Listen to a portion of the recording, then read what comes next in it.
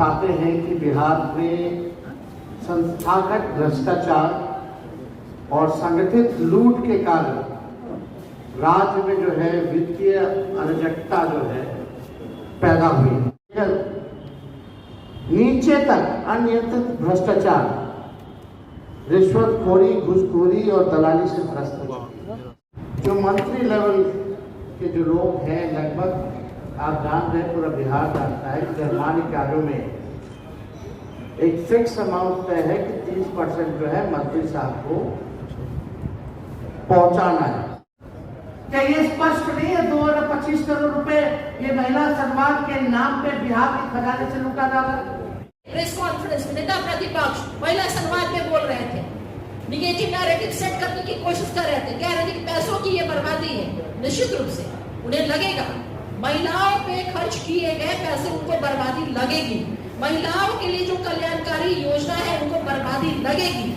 महिलाओं के लिए हो रहे काम, विकास परक काम, उनके लिए निश्चित रूप से बर्बादी लगेगी, क्योंकि उनके लिए महिला का मतलब सिर्फ अपने परिवार की महिलाओं का सशक्तिकरण और अपने परिवार की महिलाओं का विकास है, इसके अलावा कुछ भी नहीं। नमस्कार, मैं पंकज कुमार। नेता प्रतिपक्ष तेजस्वी यादव ने कहा है कि बिहार में एक तरह से लूट चल रही है और जो संस्थागत भ्रष्टाचार है वो चरम पे है। वो ब्लॉक लेवल पे हो या जिला लेवल पे, हर लेवल पे संस्थागत भ्रष्टाचार अपने चरम पे है और इसमें जो कट ऑफ है वो 30% नेताजी को देना फिक्स है। तो इस तरह से उन्होंने संस्थागत भ्रष्टाचार पे प्रहार किया और एक एक विभाग का कुल बजट का डेटा जो है उन्होंने कितना किस मद में अभी किया गया है उसका वो सिलसिलेवार डेटा देते हुए उन्होंने कहा है कि इस तरह से यहाँ पे सरकार जो है वो बिहार में आगामी चुनाव का खर्चा निकालने का चाह रही है, खर्चा निकालने के लिए इस तरह का काम कर रही है। जो योजना है उसमें जो टेंडर निकल रहे हैं वो विदेशी बहुराष्ट्रीय कंपनी को दिया जा रहा है। इस तरह से जो राज्य के ठेकेदार हैं उनको कोई काम करने का मौका नहीं मिल रहा है। तो इस तरह से आज तेजस्वी यादव ने संस्थागत भ्रष्टाचार पे करारा प्रहार किया। बताते हैं कि बिहार में संस्थागत भ्रष्टाचार और संगठित लूट के कारण राज्य में जो है वित्तीय अराजकता जो है पैदा हुई है। दिसंबर से लेकर के अब तक लगभग 6 से 7 कैबिनेट मीटिंग्स हुए हैं, 7 कैबिनेट मीटिंग हुए हैं और उसमें 76,622 करोड़ रुपए की योजनाओं की स्वीकृति जो है दी गई है। नीचे तक अनियंत्रित भ्रष्टाचार, रिश्वतखोरी, घूसखोरी और दलाली से भ्रष्ट हो चुकी है। ये तो हम केवल आपको डिपार्टमेंट लेवल का भ्रष्टाचार बता रहे हैं, ये केवल डिपार्टमेंट का है। सीईओ साहब का अलग है, बीडीओ साहब का अलग है, छोटा मोटा शराबबंदी का अलग है, छोटा मोटा थाना वाला अलग है, ब्लॉक लेवल पे अलग है। हर जगह जो है, हर लेवल पे जो है इस सरकार में भ्रष्टाचार जो है बढ़ चुका है। यानी ऊपर से नीचे तक इस भ्रष्टाचार से बिहार के लोग पीड़ित हैं, त्रस्त हो चुके हैं। बिहार जैसे गरीब राज्य में जनता के पैसे पर, अब हम आपको एक कागज दिखाना चाहेंगे जिसमें कि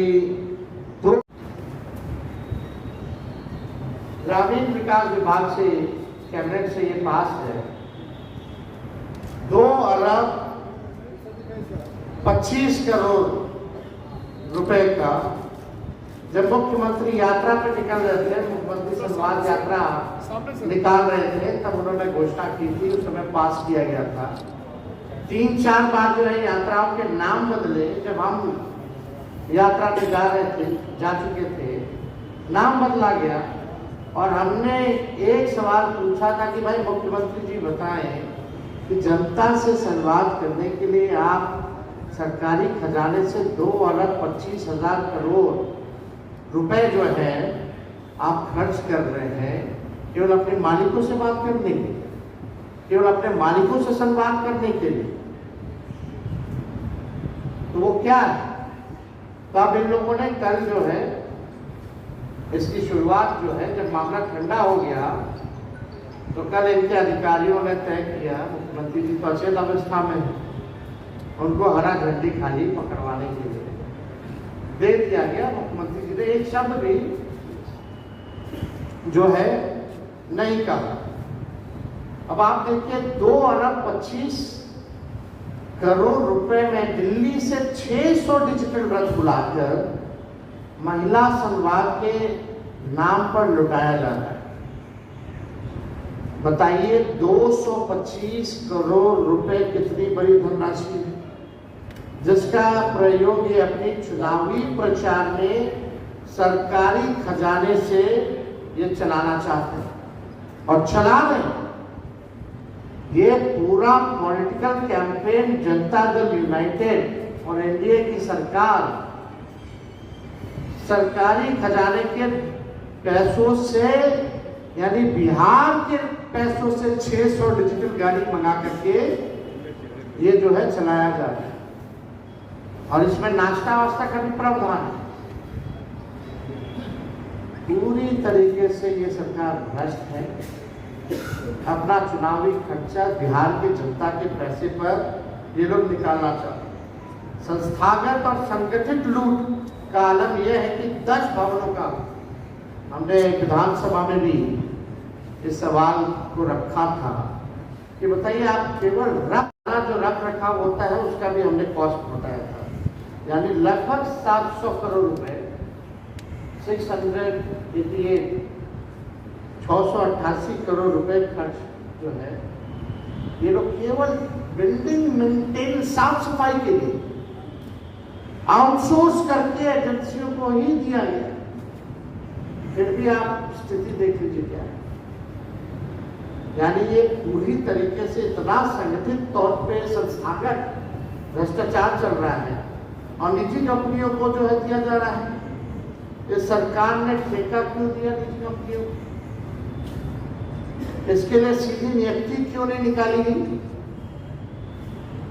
निकालना चाहिए था। हजारों लोगों को नौकरी मिलती, हजारों लोगों को नौकरी मिलती। नल जल योजना, नल जल योजना में कितना भ्रष्टाचार हुआ है ये सबको पता है। क्या सरकार के पास इसका कोई आकलन है या नहीं है, ये हम लोग जानना चाहते हैं। बिहार की जनता जानती है कि हजारों हजार करोड़ इसमें संस्थागत लूट हुई है। कितने नलों में जल आ रहा है, सरकार ये जरा बताए कितने लगाए हैं, कितने में से आ रहे हैं। पूरे बिहार के लोग जानते हैं। बिना सोचे समझे, बिना किसी पहुंच पत्र के इस सरकार ने प्रदेश में लगभग 5000 ऐसे पुल पुलियों बनाए हैं जिनका कोई उपयोग नहीं हो रहा। यानी 5000 पुल पुलियों का हजारों हजार करोड़ किसने लूटा, ये सरकार के लोग बताएं। बिना अप्रोच रोड के किसने पुल बनवाए? क्या ये संगठित लूट नहीं तो क्या है? फिर उसी प्रकार का लूट ये लोग आनंद फानंद में लगातार टेंडर करके और कैबिनेट का सैंक्शन करके ये लोग जो है निकलवाने का काम कर रहे हैं। तो साफ तौर पे ये सवाल है कि पिछला बजट का कितना राशि खर्च हुआ, कितना काम पूरा हुआ, जरा ये बताइए। और ये जो आपका जो पैसा 1,16,000 जो सैंक्शन है स्कीम्स एक्सपेंडिचर में जो है, क्या इसमें पहले की स्कीम्स योजना जो पूर्व वित्तीय वर्ष से जो चल रही है इसमें इंक्लूडेड है कि नहीं? हम तो इससे पहले भी कई बार प्रेस कॉन्फ्रेंस किए, शराबबंदी हो, लॉ एंड ऑर्डर हो, लेकिन कोई भी सरकार का व्यक्ति आकर के नेता विरोधी दल का सवाल का जवाब नहीं देता। उनके पास जवाब नहीं, और जवाब होता है तो वही पुराना घसीटा फसीटा बिना मतलब का वही जवाब होता है।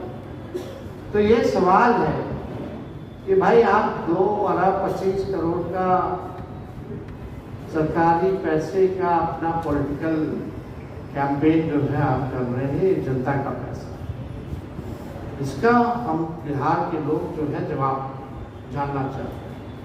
ये ग्लोबल टेंडरिंग क्या जरूरत पड़ेगी कि ग्लोबल टेंडरिंग करने की जरूरत है? कितने ठेकेदार जो बिहार के हैं उनको काम मिलेगा नहीं मिलेगा? एकदम नहीं मिलेगा जब बाहर से आएंगी कंपनियां। तो आप समझ जाइए कि ये बड़ा सवाल ये खड़ा होता है, यानी फिक्स है कि भाई 30% मंत्री जी को हमको जो है पहुंचाना है। पूरी तरीके से बिहार में लूट चल रही है। लोग भ्रष्टाचार से ब्लॉक लेवल हो, थाना लेवल हो या डिपार्टमेंट हो, पूरी तरीके से लूट चल रही है। अरे अरे अरे भाई, हम आपको बता रहे ना, कोई भी अगर एजेंसी, इन लोग इतना भ्रष्टाचार हो रहा है, कोई भी अगर एजेंसी अगर ढंग से ईमानदारी से जांच कर रही है तो सब कुछ आपको मिल जाएगा, पकड़ा जाएगा, कोई आपको सजा दिलाने तक कोई दिक्कत नहीं है। लेकिन सवाल ये भी पैदा होता है कि पकड़े भी जाते हैं लेकिन सरकार जो है उनको सजा भी नहीं दिला पाती है। अब तक इतना लूट में कितने अधिकारियों को सजा ये सरकार दिला पाई है, ये भी सवाल। ये तो सरकार में बैठे लोग बताएंगे। और आप लोग जब प्रश्न पूछते हैं तो हम सवाल पूछ रहे सरकार से और आप चाहते जवाब हम उसका भी दे दें। तो कम से कम अगर हम सवाल पूछ रहे हैं तो सरकार को जवाब देने दीजिए। और हम तो चाहेंगे कि इस बात को छापिए और सरकार के लोगों से पूछिए क्या हो रहा है बिहार में। क्या ये स्पष्ट नहीं है 2 अरब 25 करोड़ रुपए ये महिला सम्मान के नाम पे बिहार के खजाने से लूटा जा रहा है? ये किसका जो है प्रचार प्रसार किया जा रहा है?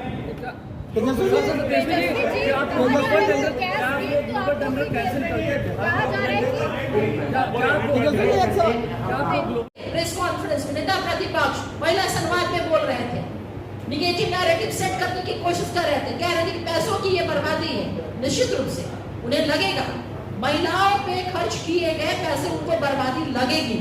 महिलाओं के लिए जो कल्याणकारी योजना है उनको बर्बादी लगेगी।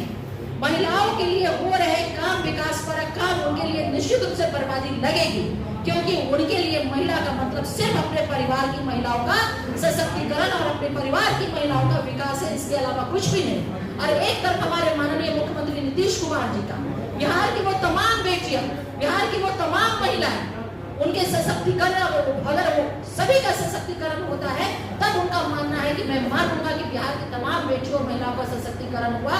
पूरा बिहार माननीय मुख्यमंत्री नीतीश कुमार जी का परिवार है। और यही कारण है कि हम जानते हैं कि विकास एक सतत प्रक्रिया है। विकास कभी मुकम्मल नहीं हो सकता है जब तक ये सृष्टि है, डेवलपमेंट होता रहेगा। और उसी सतत प्रक्रिया एक शाश्वत है कि और जिसके वजह से महिला संवाद रथ निकाला गया। उसमें क्या कर रहे हैं कि महिला संवाद रथ की जरूरत को वोट बैंक, वोटरों की बात कर रहे हैं। माननीय मुख्यमंत्री नीतीश कुमार जी ने कभी भी वोटों की चिंता नहीं की, बल्कि उन्होंने वोटरों की हितों की चिंता की है। और ये कोई कहने की बात नहीं है, ये वेल नोन फैक्ट है, ये स्थापित है, ये साबित सत्य है।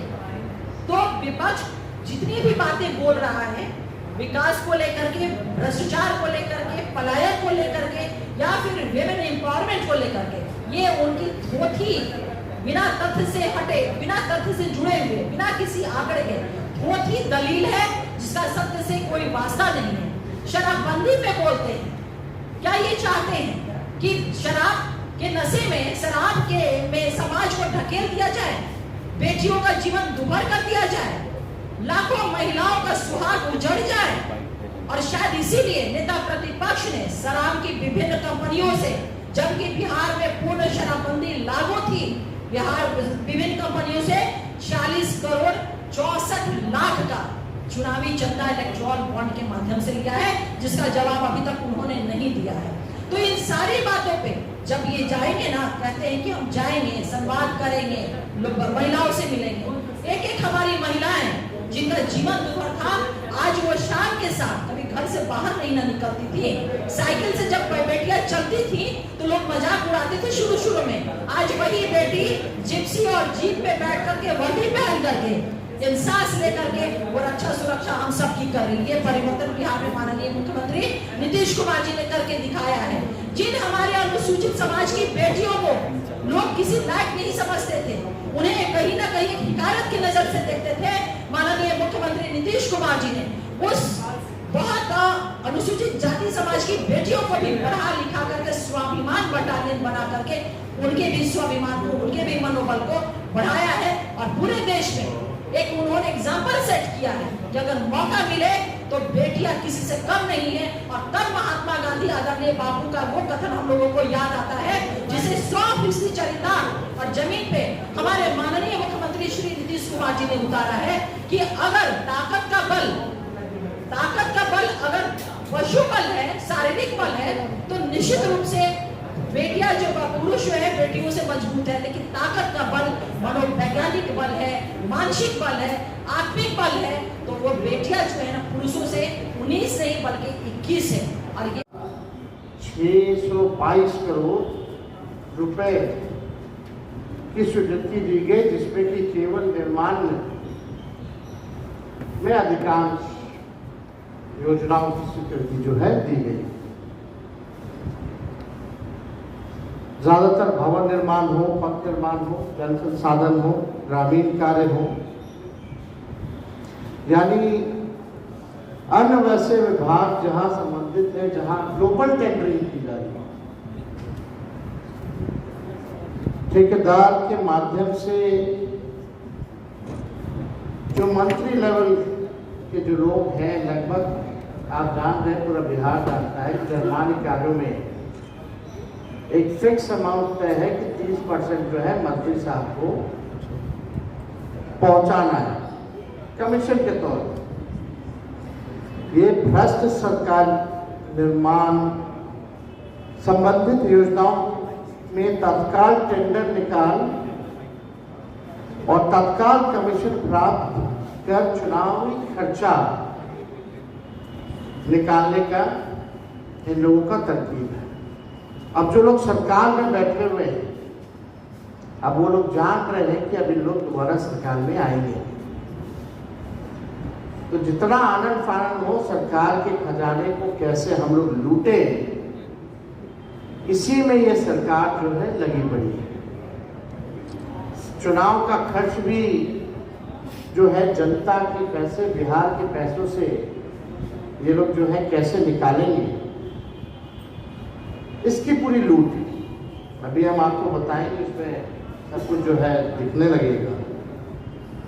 यानी आनंद फानंद में ये सरकार जो है टेंडर निकाल रही है, कमीशन जो है लिया जा रहा है ग्लोबल टेंडरिंग करके। यानी बिहार के ठेकेदारों को कोई काम नहीं मिलेगा, बाहर के लोग आएंगे और अमाउंट फिक्स कर दिया गया है 30%, और उसी के तहत जो है ये काम हो रहा है। अब संरचनाएं ऐसी, पुल है तो पुलिया नहीं, अप्रोच पथ है तो पुल नहीं है, इसमें भी हम डिटेल में आएंगे। कई बिल्डिंग का जो है बन गया ढांचा, उपयोग नहीं। तो आप बताना चाहेंगे कि वित्तीय वर्ष 2025 और 26 का बजट 3,17,000 का, 25 और 26 का, यानी 24-25 के तुलना में ये 38,000 करोड़ का बजट जो है बढ़ा। 3,17,000 करोड़ के बजट में योजना मद यानी स्कीम एक्सपेंडिचर के लिए सिर्फ 1,16,000 रुपए सैंक्शन है, जबकि पिछले 3 महीनों में ही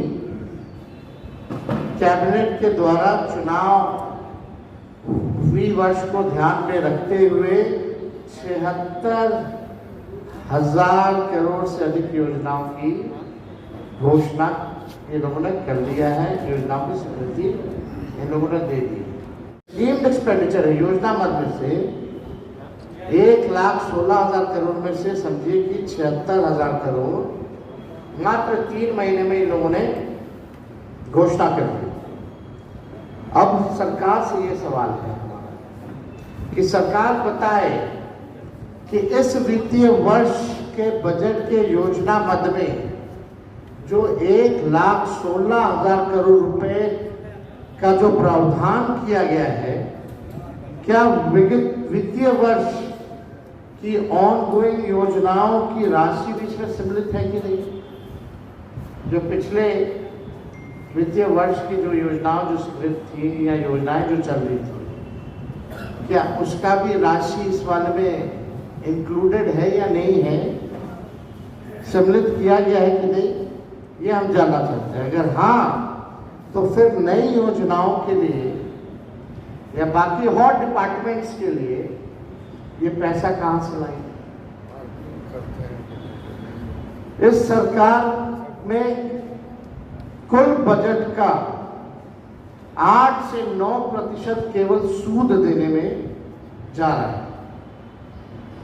जो इन लोगों ने लोन लिया है, जो हर बिहारी पे कर्जा है,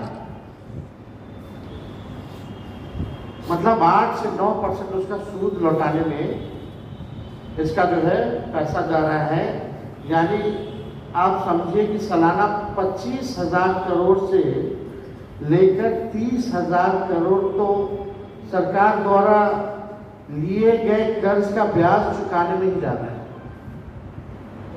यानी सालाना 25 से 30,000 करोड़ केवल ब्याज के चुकाने के लिए जा रहा है। वित्तीय वर्ष 25-26 में टोटल डेप्थ लायबिलिटी कुल कर्ज 4,06,000 करोड़ संभावित है, जो ग्रॉस स्टेट डोमेस्टिक प्रोडक्ट यानी GSDP सकल राज घरेलू उत्पाद का 37% है।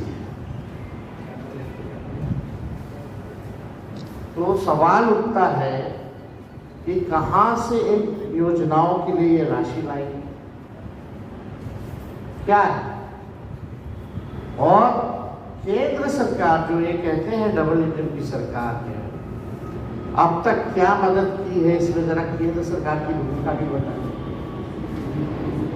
बिहार कर्ज में डूबा हुआ है, लगातार ये संगठित भ्रष्टाचार करके टेंडर निकालने काम तो होता रहेगा, 5-6 साल लगेगा करेगा बनने में।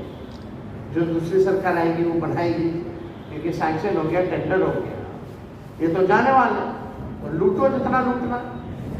लेकिन आप कर्ज में डूबो के जा रहे, आप लूट के जा रहे हैं खजाने में। और केंद्र सरकार प्रधानमंत्री इतने केंद्र मंत्री आते हैं, जरा बताइए बिहार के लिए आपने क्या दिया है या इनके लिए क्या मदद की जा रही है? ये सवाल हमारा जो है एकदम स्पष्ट है, क्लियर है। भ्रष्टाचार का ये आलम है बिहार में, इंस्टीट्यूशनल करप्शन, ऑर्गेनाइज्ड करप्शन और रिटेल करप्शन सभी रिकॉर्ड जो है तोड़ चुका है। तो आप ठेकेदार और इंजीनियर से पूछिए, आप ठेकेदार और इंजीनियर से पूछिए। और आपको भी पता है, एक इंजीनियर के यहाँ अगर रेड पड़ता है तो करोड़ों रुपए बरामद होते कि नहीं होते? वो कहां से आता है वो करोड़ों रुपए? और एक मिनट, और जो इंजीनियर या अधिकारी भ्रष्टाचार में लिप्त पाए जाते, मान लो ईडी ने पकड़ा, सीबीआई ने पकड़ा, तो उन इंजीनियरों, उन अधिकारियों पर कि बिहार सरकार की आर्थिक इकाई अपराध वाली जो शाखा है, क्या उसने केस किया है कि नहीं किया? जरा ये भी देख लो। कौन बचा रहा है? क्या ये न्याय संगत है? कई अभी हाल फिलहाल में भ्रष्टाचार में रेड में करोड़ों रुपए जो पकड़े गए, जो धरा गया, ऐसे तो सब बचने में लगा हुआ है, लेकिन जो धराया भी है, क्या बिहार की आर्थिक अपराध शाखा क्या केस मुकदमा किया है? क्यों नहीं किया है? और रिटायरमेंट के बाद एक्सटेंशन इंजीनियरों को मिलता है, क्या वही लोग काबिल है? खाली चीफ इंजीनियर पोस्ट पर आप रिकॉर्ड निकाल लीजिए, लगातार रिटायर्ड लोगों को ही लगातार एक्सटेंशन मिल रहा है। आप लोग भी कैबिनेट का इसके लिए क्यों नहीं महिलाओं के लिए आपने आर्थिक मदद के लिए कोई योजना लाए? कॉपी कर लेते। और मुझे पूरा भरोसा कि आने वाले समय में जरूर कॉपी होगा, बेशक होगा।